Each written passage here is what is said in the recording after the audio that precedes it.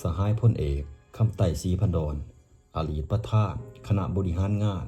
ศูนย์กลางพรรคอดีตประธานประเทศ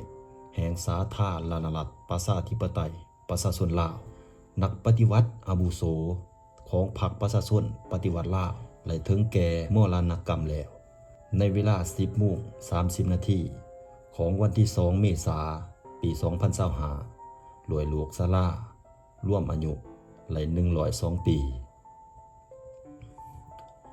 สบายดีพบกับข้าพเจ้าสองตำนานลาวที่หาเรื่องเล่าตำนานตั้งแต่อดีตและปัจจุบันมาเล่าให้ทุกท่านได้ฟังก่อนที่ทุกท่านจะไปรับชมรับฟังอย่าลืมกดไลค์กดแชร์กดติดตามจากนั้นมาฟังเรื่องเล่าประวัติและผลงานของทานคำไต่ศรีพันดรพร้อมๆกันสหายพลเอกคำไต่ศรีพันดรเพิ่นแม่นหนึ่งในการนำดุลทำอิฐของพรรคประชาชนปฏิวัติลาวที่ไหลเป็นหลักแรงและแกนนำของศูนย์กลางพรรคนำพาสีนำการปฏิวัติศาสตร์ประชาธิปไตยในเมื่อก่อน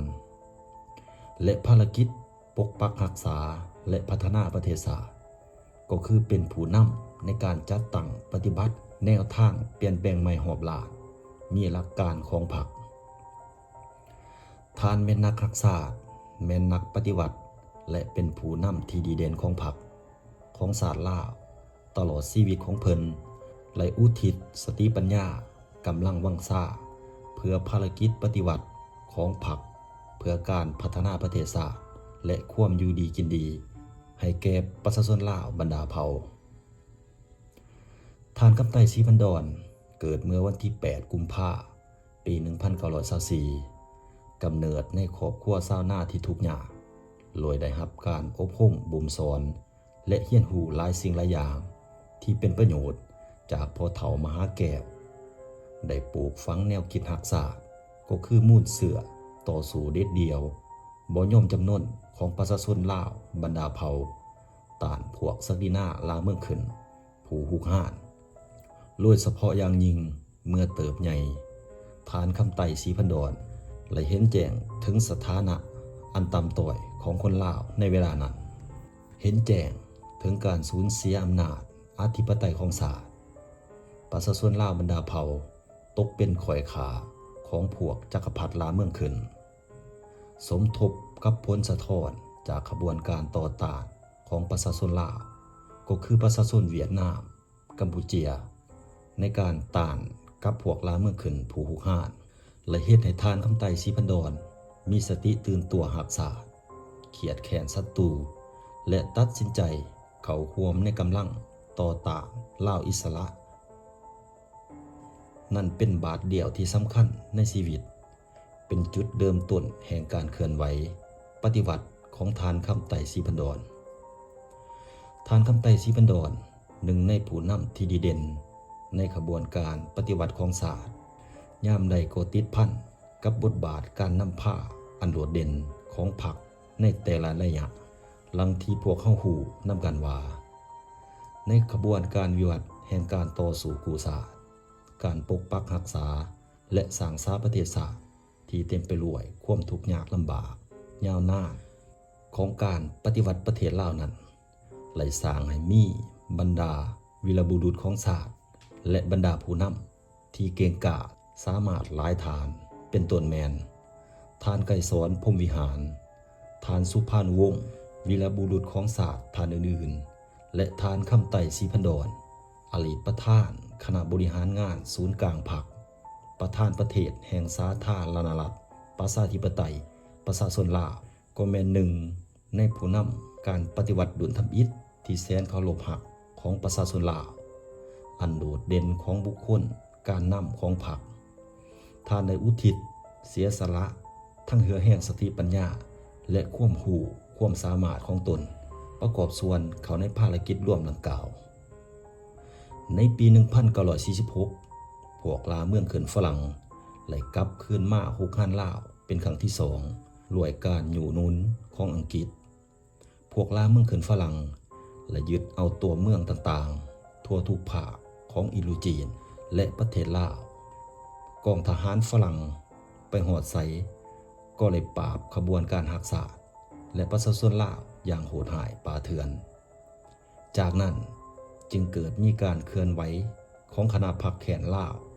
เพื่อต่อสู้ขับไล่ฝรั่งเทื่อที่สองซึ่งเลยระเบิดขึ้นอย่างแข็งแห้งกวางควงอยู่ทั่วประเทศลาวในเดือนมีนาปี 1947 ทานคำไต่ศรีพันดรไหลออกจากเมืองปากเซ่แบบปิดลับเพื่อเข้าร่วมในกำลังรัฐบาลลาวต่อต้านอยู่บางกอกประเทศไทยโดยแมนเสด็จเจ้าสุภานุวงศ์เป็นรัฐมนตรีกระทรวงการต่างประเทศและทั้งเป็นผู้บัญชาการทหารสูงสุดกำลังลาวอิสระในเวลาต่อมาเสด็จเจ้าสุภานุวงศ์ได้มอบหมายให้ทานคำไต่ศรีพันดรเป็นผู้ช่วยเพิ่มในการปรับปรุงกองทหารลาวอิสระอยู่เขตใต้นั่นเป็นบาทเดียวในชีวิตทั้งเป็นจุดเริ่มต้นบนเส้นทางปฏิวัติของทานคำไต่ศรีพันดรนับแต่ปี 1946 ถึงถ่ายปี 1949 ขบวนการต่อสู้ของประชาชนลาวต้านลาเมืองขึ้นฝรั่งไหลขยายตัวอย่างแข็งแรงและเริ่มมีพื้นฐานอันแน่นหนาในระยะเดียวกันนั้นกองทัพลาวอิสระไหลกลายเป็นกองทัพประกอบอาวุธและมีระดับวิทยาศาสตร์ดีบังคับบัญชาดีพอสมควรไหลรับการฝึกฝนหล่อหลอมตามแนวทางทัศนะส่วนสั้นของพรรคทั้งสู่รบทั้งก่อสร้างกำลังยึดเอาอาวุธของศัตรูมาประกอบให้ตนแล้วตีศัตรูขยายสงครามกองร้อนก้าวขึ้นตีศัตรูอยู่ในเขตขอบครองของพวกเขาต่อมาบ่พอเท่าใดฐานคำไต่ศรีพันดรก็เลยรับหน้าที่สำคัญในการนำพาสู่รบรวยการเชื่อมั่นอย่างนักแน่นต่อประชาชนเชื่อมั่นในกำลังแห้งอันมหาศาลของประชาชนหูอิงใส่ประชาชนและปลุกระดมประชาชนเข้าร่วมการต่อต้านทานคำไต่ศรีพันดรได้นำพาก่อสร้างหากฐานการเมืองก่อสร้างเขตที่มันต่อต้านอยู่เขตใต้เพื่อปรับปรุงฟื้นฟูขบวนการต่อสู้อยู่ภาคกลางเฮ็ดให้เขตต่อสู้อยู่เขตภาคกลาง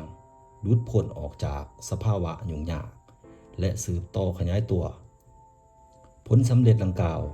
เลยมีความหมายความสำคัญต่อการปฏิวัติลาวและการปฏิวัติ